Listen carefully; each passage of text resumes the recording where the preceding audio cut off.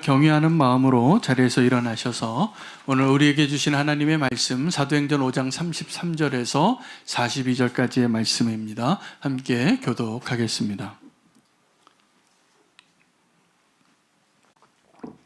그들이 듣고 크게 노하여 사도들을 없이하고자 할세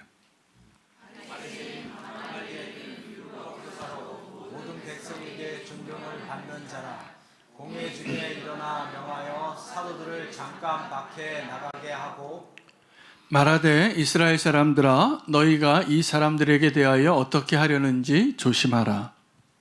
이전에 두다가 일어나 스스로 선전하매 사람이 약 400명이나 따르더니 그가 죽임을 당함에 따르던 모든 사람들이 흩어져 없어졌고 그 후 호적할 때에 갈릴리의 유다가 일어나 백성을 꾀어 따르게 하다가 그도 망한즉 따르던 모든 사람들이 흩어졌느니라. 이제 내가 너희에게 말하노니 이 사람들을 상관하지 말고 버려두라. 이 사상과 이 소행의 사람으로부터 났으면 무너질 것이요 만일 하나님께로부터 났으면 너희가 그들을 무너뜨릴 수 없겠고 도리어 하나님을 대적하는 자가 될까 하노라 하니 그들이 옳게 여겨 사도들을 불러들여 채찍질하며 예수의 이름으로 말하는 것을 금하고 놓으니 사도들은 그 이름을 위하여 능력받는 일에 합당한 자로 여기심을 기뻐하면서 공회 앞을 떠나니라. 함께 읽겠습니다. 그들이 날마다 성전에 있든지 집에 있든지 예수는 그리스도라고 가르치기와 전도하기를 그치지 아니하니라. 아멘. 하나님의 말씀입니다. 자리에 앉으시겠습니다.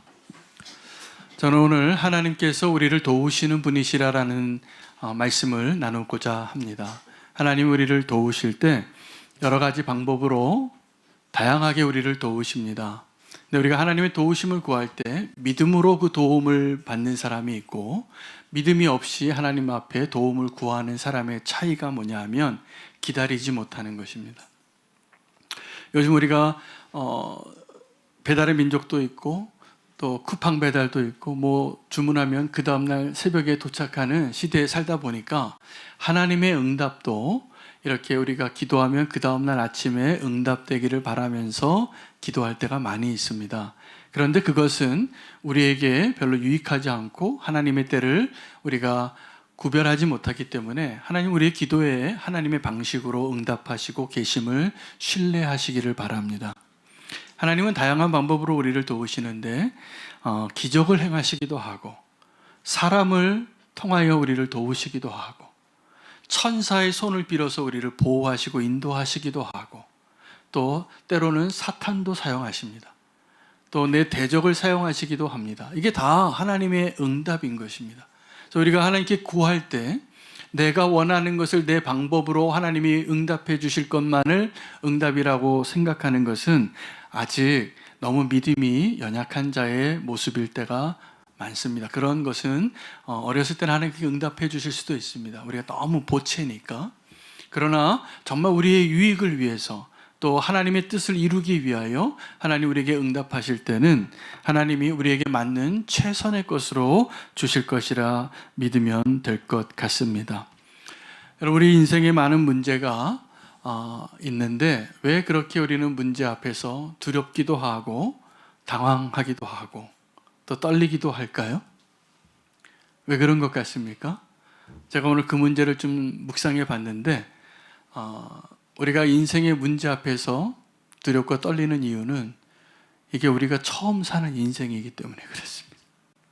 우리는 한 번밖에 살지 않고 우리가 겪는 일들이 다 가보지 않은 길을 가는 거예요. 나이가 70이 되셨든 나이가 20대 청년이든 아니면 이제 막 사춘기를 지나는 15세 꽃 피는 청춘일지라도 다 이것이 우리가 힘든 이유는 우리가 지금 처음 살잖아요. 근데 하나님 우리를 도우시는데 그 하나님은 우리 인생에 대하여 우리보다 훨씬 전문가이십니다. 여러분 전문가이신 이유가 있는데 우리를 창조하셨고 하나님의 관점에서는 이런 수많은 인생을 다루어 보셨어요. 우리는 우리 인생 지금 처음 사느라 두렵고 떨리고 때로는 교만하기도 하고 낙심하기도 하지만 하나님 우리 인생에 대하여 정확하게 길을 아시고 우리를 인도하시는 분이심을 믿으시기를 바랍니다. 그러므로 믿음으로 사는 사람은 문제 앞에서 침착하면 됩니다. 할렐루야. 요동치지 마시기 바랍니다. 내 마음은 요동치는 일이 있을지라도 믿음으로 흔들리지 않으셔야 돼요. 그 흔들리지 않는 믿음을 얻기 위하여 때로는 우리가 마음을 확정해야 할 때도 있습니다. 이게 좀 불안한데 그래도 믿음으로 순종해야 할 때도 있습니다. 근데 이 모든 것이 믿음으로 행하여지는 것이라면 하나님께서 친히 우리를 도우시고 가장 정확한 길로 인도하시고 우리 인생에 하나님이 개입하고 계시는 것이라 믿으셔도 되겠습니다. 오늘 본문에는 하나님이 이렇게 다양한 방법으로 도우시는데 조금 특별한 방법으로 사도들과 초대교회를 도우시는 이야기입니다. 누구를 사용하셨냐 하면 가말리엘이라는 종교 지도자를 사용하셔서 도우셨습니다. 지금 이 사도들이 죽음 앞에서 기적을 많이 행하기도 하고 기적을 경험하기도 했지만 다시 잡혀와서 종교 재판을 받고 있는데 하나님이 이들을 돕기 위하여 어떤 카드를 사용하셨냐 하면 가말리엘이라는 카드를 사용하시고 계시는 것입니다. 여러분 가말리엘이라는 이름을 좀 들어보셨나요? 네, 바울이 자기를 고백할 때 내가 이전에 믿기 전에 내가 가말리엘의 문화생이다 라고 말하던 그 가말리엘입니다. 이 가말리엘이 굉장히 존경받는 종교 지도자였고 그리고 이 사람이 얼마나 존경을 많이 받았는지 역사의 기록에 의하면 이 사람이 죽었을 때 그 장례식이 마치 왕의 장례식 같았답니다. 그러니까 예루살렘에 있는 사람들이 다 인정하는 거죠. 이 사람이 바리새파 사람이었는데 바리새파뿐만이 아니라 사두개파도 또 모든 사람들이 온 성에 있는 사람들이 이 사람을 스승으로 여겼어요. 오늘 그가 얼마나 지혜로운가를 증명하는 한 사건이 기록이 되어져 있는 겁니다. 사도행전에. 가말리엘이 어떻게 하나님의 도구가 돼서 사도들을 돕고 초대교회를 돕는 하나님의 통로가 되냐 하면 이 가말리엘은 역사 평가하는 사람이 이 사람이 숨어있는 예수님의 제자였다라고 평가하는 사람도 있습니다. 그러나 확정된 건 아닌데 오늘 그의 지혜를 통하여서 하나님이 어떻게 우리를 도우시는가를 발견할 수 있게 되기를 원합니다. 그가 사용한 설득의 기술이 있습니다. 아주 지혜롭고 권위 있는 지혜자였기 때문에 먼저 이 사도들을 좀 밖으로 내보내고 자기 종교 지도자들끼리 의논을 하는 거죠. 우리끼리 얘기 좀 하자고. 얘기 좀 하자 하는 그 자리에서 이렇게 설득을 합니다. 우리가 다 알고 있지 않냐고. 이전에 드다라는 사람이 많은 사람들을 현혹해서 이렇게 소동이 일어났었는데 그 사람이 죽게 되니까 사람들 다 흩어졌더라. 유다라는 사람도 나중에 호적할 때 똑같이 또 봉기를 하여서 사람들을 요동해서 동원해서 이렇게 따르게 했었는데 그도 죽게 되니까 다 흩어졌더라. 그럼 보라. 지금 예수라는 사람이 사람들을 이렇게 일어나고 이적을 행하고 많은 사람들의 제자를 끌고 가고 있지만 그가 이제 죽었는데 이 제자들이 지금 이런 이적을 행하고 있고 이제 이 일들을 대하여 한번 생각해 봐라. 아주 합리적인 선택을 하게 하는 거죠. 설득을 할 때. 만약에 이 사람들이 사람으로부터 난 일이라면 내버려 두면 된다. 드다나 유다 같이 그냥 사라지게 될 것이다. 아무리 기적을 행하고 아무리 리더십이 대단할지라도. 그런데 만약에 이 일이 하나님으로부터 일어난 것이라면 너희 조심해야 된다. 우리는 그들을 이길 수 없을 것이다. 그리고 이길 수도 없고 우리가 하나님을 대적하는 자가 될 것이니까 이거 내버려 둬야 된다. 굉장히 타당하죠? 지금 이 사람들을 어떻게 처리해야 될까? 사람들 눈치 때문에 어떻게 하지 못하고 있는데 이 가말리엘이 그들을 합리적으로 선택할 수 있도록 결론을 내릴 수 있게 도와주고 있는 겁니다. 역시 지혜로운 사람이 맞습니다. 근데 제가 오늘 이 가말리엘의 도움을 통하여서 함께 발견하고 하나님이 어떻게 도우시고 우리가 어떻게 하나님 앞에 살아가야 하는가를 발견하는 또 하나의 중요한 지혜가 있어요. 포인트가 있어요. 이 가말리엘이 사도들을 앞에 두고 이야기하지 않고 그들을 내보내고 내부자의 언어를 사용했다는 거예요. 여러분, 누구를 설득하려고 할 때 어떤 언어를 써야 되냐면 내부자의 언어를 써야 됩니다. 내부자의 언어를. 우리가 복음을 전할 때도 복음을 전하는 사람이 아무리 열심히 복음을 전해도 그 복음이 전달되어지고 그 사람이 복음을 수용하고 내가 예수 믿기로 결단하게 되어지는 일이 어떻게 일어날까요? 마음문을 열 때입니다. 근데 마음문을 언제 열까요? 사람들은요, 그 마음문을 언제 여냐 하면 내부자끼리 엽니다. 내부자끼리. 근데 지금 가말리엘이 이들을 설득하기 위하여 내부자의 언어를 사용하는 거예요. 여러분, 우리가 성도는 두 가지 언어를 사용하는 사람들입니다. 이 세상의 언어와 하늘나라의 언어죠. 교회 안의 언어와 교회 밖의 언어를 다 사용하고 있는 사람들입니다. 근데 우리가 이 하나님 나라의 복음을 증거하기 위하여 또 그 사명을 감당하기 위하여 거꾸로 사용하고 있는 것을 많이 발견해요. 이 세상에 나가서 하나님 나라 언어를 쓰는 거예요. 예수 믿고 구원받으면 참 좋다고. 근데 이 사람들이 그 이야기를 액면 그대로 받아들이지를 않아요. 왜요? 이게 우리 언어예요.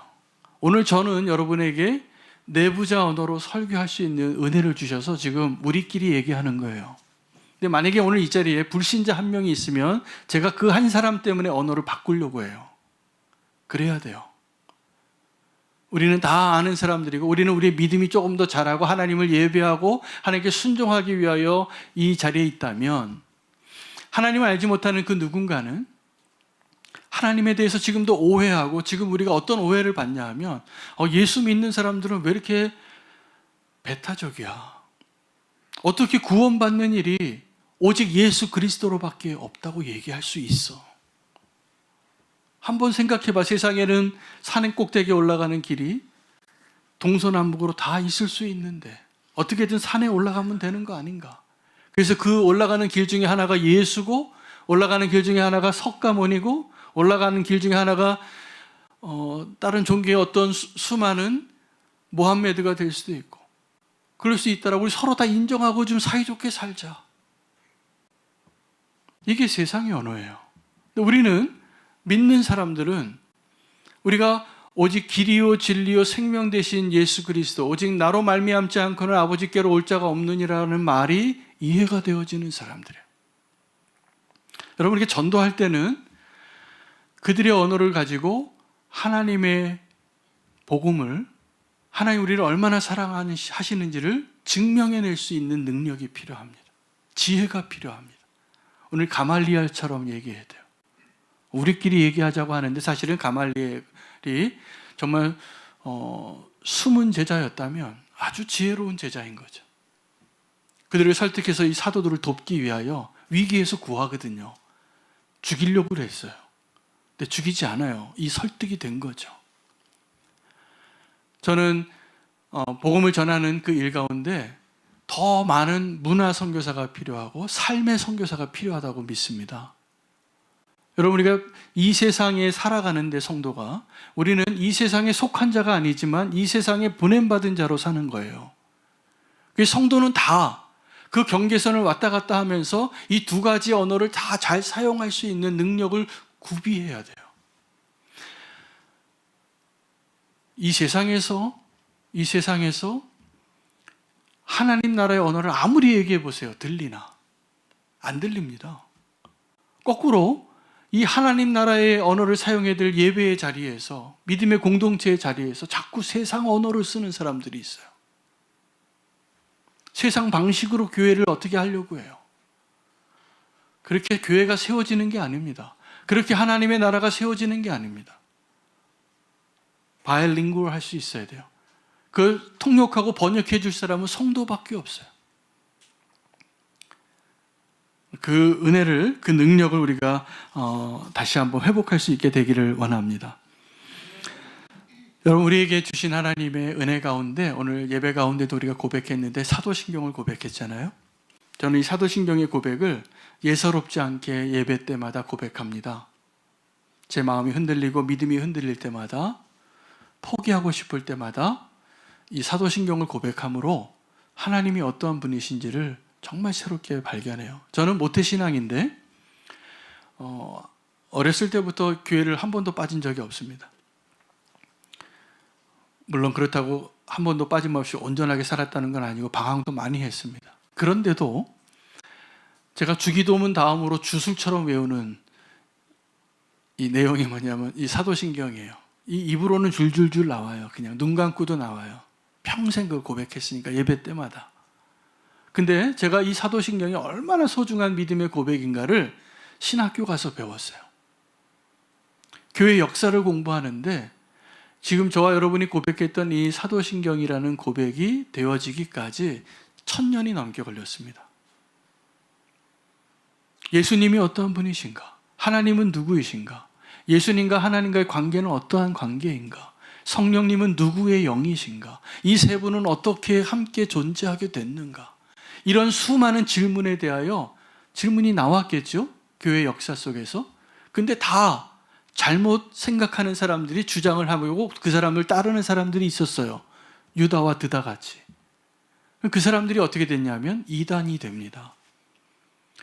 그래서 우리가 지금 고백하는 이 사도신경의 고백은 교회 역사 속에서 엄청난 시간과 엄청난 피를 흘림이 있었고 그 진리를 확정하기 위하여 끊임없이 투쟁한 결과예요.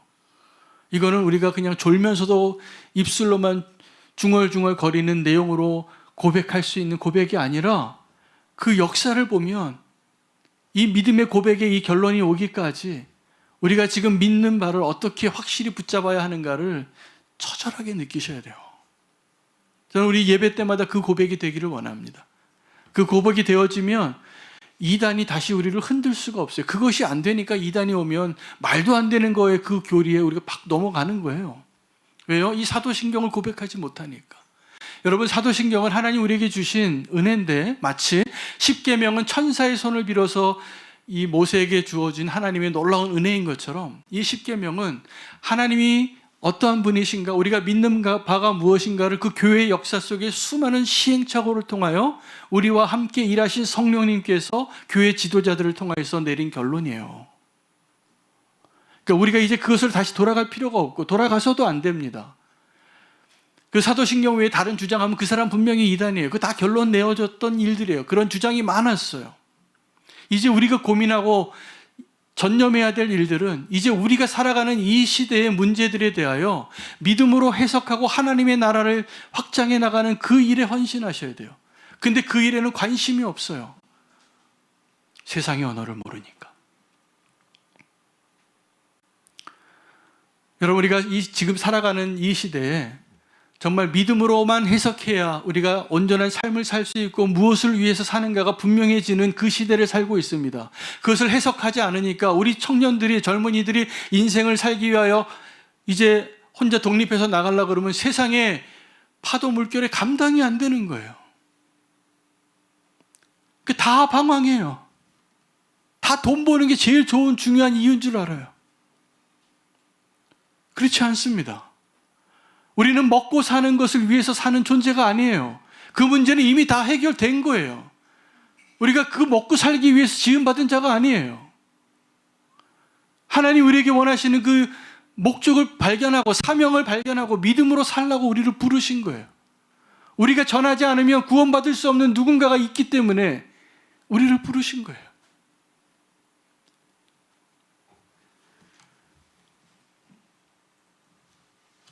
이들을 막을 수가 없었습니다. 이 사도들을. 복음의 진보에 복음이 한 번도 멈추지 않는 거 아십니까? 하나님의 열정이 거기 있기 때문에, 하나님 일하시기 때문에 하나님의 나라는 멈추지 않아요. 우리가 멈춰진 적은 있어도. 우리가 하나님께 순종하지 못하거나 우리가 포기하거나 실패하거나 하나님 우리를 축복해 주셨는데 우리가 딴짓하거나 그러면 복음의 진보가 멈춰지는 것 같이 보이지만 우리가 멈춰선 적은 있어도 이 복음이 멈춰진 적은 없습니다. 왜요? 하나님 살아계시니까. 그리고 하나님 지금도 일하고 계시니까. 이걸 분명히 아셔야 됩니다. 이 종교 지도자들이 이 사도들을 죽이고 멈추게 하려고 했는데 가말리엘이 설득해서 결론은 어떻게 냈냐면 내가 너희를 채찍질하고 때리고 내보내겠다고. 또다시 너희는 이 이름으로 전하지 말라고 금지하지만 그들을 금지할 수 있는 법이 없습니다. 이게 복음의 능력입니다. 여러분이 복음의 진보 가운데 장애물이 있는데 때로는 원수나 고난이 그 복음의 진보의 장애물이 된다라고 생각하실 것 같아요. 그런 사람도 있지요. 그래서 배도도 일어나고. 제가 지난주에 감신대에서 있는 예수동행 목요 집회에 참석하느라고 좀 일찍 갔습니다. 그날 오후에 시간이 비어서. 그 바로 한 정거장 더 가면 독립문이 있고 서대문 수용소가 있어요. 근데 제가 서울에서 평생 살았는데 거기 처음 가봤어요. 서대문 수용소에. 정말 죄송하고 가서 보니까 그 건물은 해질녘에 보니까 아주 좋은 문화재더라고요. 사진 찍었는데 멋있는 풍경이 나와요. 근데 들어가서 저는 충격을 받았어요. 거기서 그렇게 많은 애국자들이, 독립투사들이 독립을 위해서, 나라를 위해서 생명을 바치고 재산을 다 바치고 인생을 바쳤는데 그분들은 불행하게 비명으로 가시고 그의 후손들은 가난하게 살고 친일파는 더 떵떵거리고 살고 마음이 아프더라고요. 근데 그분들의 모습과 이야기를 보면서 초대교회에 순교했던 분들의 모습하고 똑같더라고요. 그들을 고문하고 위협하고 잔인하게, 아주 잔인하게. 그리고 서대문 형무소 가보시면 알겠지만 규모가 어마어마해요. 무슨 의미일까요? 그 일제에 저항하고 독립운동을 하려고 했던 그 수많은 투사들이 그렇게 많았다는 거예요. 잡아들여야 할 사람이 그렇게 많은 거죠. 근데 그분들이 거기서 이슬로 사형을 당하고 그 사형당하는 터도 그대로 남겨놨더라고요. 그런데 보니까 일제가 우리 한민족을 그렇게 고문하고 죽이고 옥에 가둬도 그들을 꺾지 못했어요. 우리 한국 사람들 대단한 사람들인데 왜냐하면 고난이 많아서 그런 것 같아요. 여러분, 하나님 나라도 동일합니다.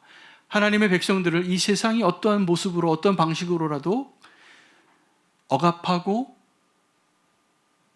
압제하고 고난을 통해서 그 나라를 멈추게 해서 멈춰진 적이 없습니다. 지금 하나님의 나라가 멈추는 것은 다른 이유 때문이에요. 우리가 너무 풍요롭기 때문에,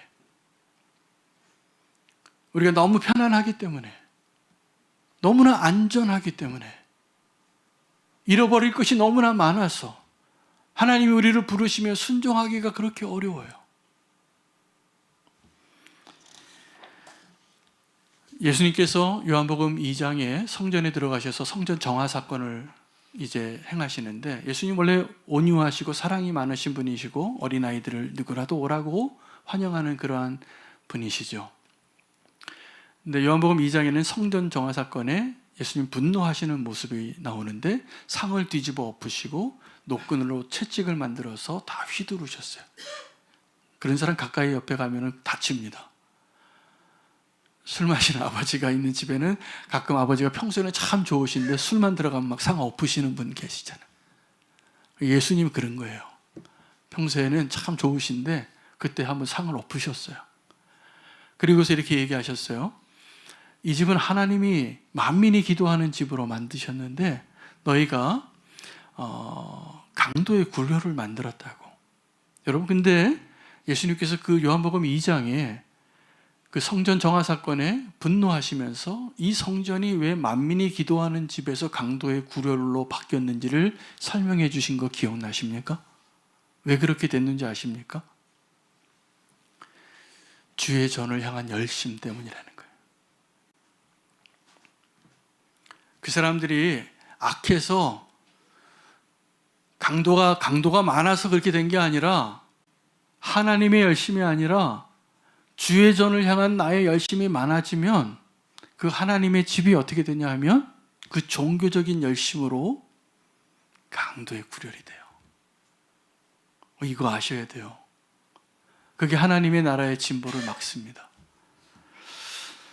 오늘 이 사도들은 놀라운 고백을 합니다. 그 채찍질 당하는데 그 서대문 형무소에서 당했던 그런 고난과 고통과 고문을 당하면서도 채찍질 맞았다는 것은요, 이 살갗이 벗겨지는 고통을, 고문을 당한 걸 의미해요. 근데 그들이 그 고통 속에서 아프다고 비명을 지르는 게 아니라 내가 복음 때문에 이런 능력을 당하는 것이 기쁘다. 이해가 되십니까? 그게 기쁜 거예요. 기쁨의 이유가 바뀐 거예요. 여러분, 어떤 사람의 믿음을 만약에 평가한다면 이 사람이 지금 무엇으로 기뻐하는가로 보시면 됩니다. 이 사람이 딱 보니까, 어느 날 보니까 복권이 당첨되면 막 기뻐해요. 좋은 사람하고 결혼하게 되면 기뻐하고, 남들이 부러워하는 직장에 들어가면 기뻐하고, 돈 많이 벌면 기뻐하고. 여러분 혹시 그런 믿는 사람 아니십니까? 우리의 기쁨이 고난 속에서 예수 그리스도를 만나고 내가 예수님 닮아가는 것이 기쁘게 되어지는 그런 사람은요, 세상이 멈출 수가 없습니다. 그런 사람을 세상이 감당할 수가 없게 되는 것입니다. 우리는 하나님이 기뻐하시는 것이 무엇인가를 알아야 됩니다. 하나님 뭘 기뻐하시죠? 믿음을 기뻐하세요. 그 히브리서 말씀대로 믿음이 없이는 하나님을 기쁘시게 하지 못하나니 믿음으로 행하는 자들은 하나님이 계신 것과 하나님이 자기를 따르는 자들에게 상 주시는 자이심을 믿어야 할지니라.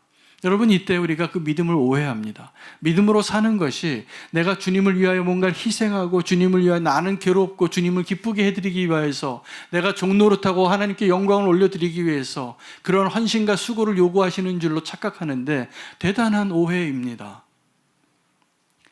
하나님은 우리에게 믿음을 요구하시는 이유가 우리가 믿음으로 살아야 우리에게 가장 큰 복이 임하기 때문이에요. 우리가 믿음으로 살아야 내가 일하는 세상이 아니라 하나님이 일하시는 그 놀라운 은혜의 세상으로 들어가기 때문에 그렇습니다. 믿음으로 사시기 바랍니다. 믿음으로 사는 거의 그 정반대는 제가 오늘 이 말씀을 마지막 결론을 며칠 전에 맥체인 성경에서 묵상했던 실로암 사건으로 좀 결론을 내리기를 원해요. 여러분, 실로암 사건 기억나시죠? 눈먼 자가 눈을 떴는데 그 눈먼 자를 예수님께서 고치실 때 진흙으로 그의 눈을 이렇게 진흙덩이를 붙여주시고 안수기도 하시고 그 눈을 떴어요. 근데 그 실로암이라는 단어의 뜻이 뭐냐 하면 보냄받았다라는 뜻이에요. 여러분, 보냄받았다라는 뜻이 무슨 뜻이냐면 선교라는 뜻이에요.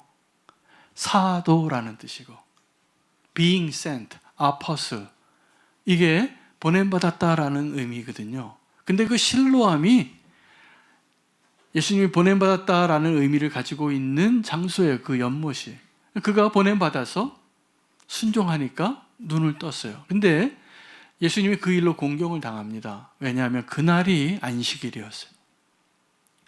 그러면서 이 안식일을 범했기 때문에 이제 예수님은 그 종교 지도자들이 더 공격을 당하게 될 때 예수님이 그 눈먼 사람에게 묻습니다. 너가 이제 눈을 뜨게 됐는데 내가 누구인지 그리고 네가 구원받은 것에 대해서 이제 믿냐고. 근데 그가 대답을 합니다. 내가 믿는다고. 그 이야기를 듣고 종교 지도자들이 의아해하면서 스스로 자기들끼리 대화를 했어요. 그럼 우리가 소경인가? 저 눈먼 자가 눈을 뜨고 이제 믿음으로 구원받았다고 하는데 우리는 지금도 안 믿어지고 보고 있는데 이 현상을 우리가 소경인가? 근데 예수님 뭐라고 얘기하시냐면 너희가 차라리 소경이었으면 죄가 없을 것이다. 근데 지금 본다고 하니까 너에게 죄가 있다 라고 말씀하십니다. 저는 실로암 사건이 한 눈먼 사람이 눈을 뜨게 된 기적의 이야기인 줄 알았는데 아니요. 이것은 하나님이 일하시는 것에 대한 가르침이에요. 예수님 뭐라고 얘기하셨냐면 지금은 낮이니 밤이 되면 아무도 일하지 못하느니라. 나는 세상의 빛이라. 지금 나와 함께하고 있을 때 하나님이 일하시는 것을 누리라. 밤이 오면 아무도 일하지 못하는 때가 오리라. 여러분, 지금 어떤 분들은 이런 상황 가운데 있어요. 사단이 자꾸 우리를 낙심케 하려고, 우리가 실패할 때, 또 어떤 곤고함 가운데 있을 때, 절망한 가운데 있을 때 이런 소리가 들립니다. 너는 이제 끝이야. 근데 그 말이 믿어져요. 때로는. 근데 그렇지 않다라는 걸 말씀드리는 거예요. 너는 끝이야 라고 말하는 그 사탄의 음성을 이길 수 있는 믿음은 하나님이 살아계시고 하나님이 일하시기 때문에 우리의 인생의 수많은 문제 가운데 가장 최고의 것으로 우리를 도우실 수 있는 분이 주님이시기 때문에 그 주님을 신뢰하시기 바랍니다. 세상의 데이터나 세상의 말들이나 모든 객관적인 사실은 다 너 끝이야 라고 말할 때 우리는 그때 시작이라고 말할 수 있는 사람이 되시기를 축복합니다.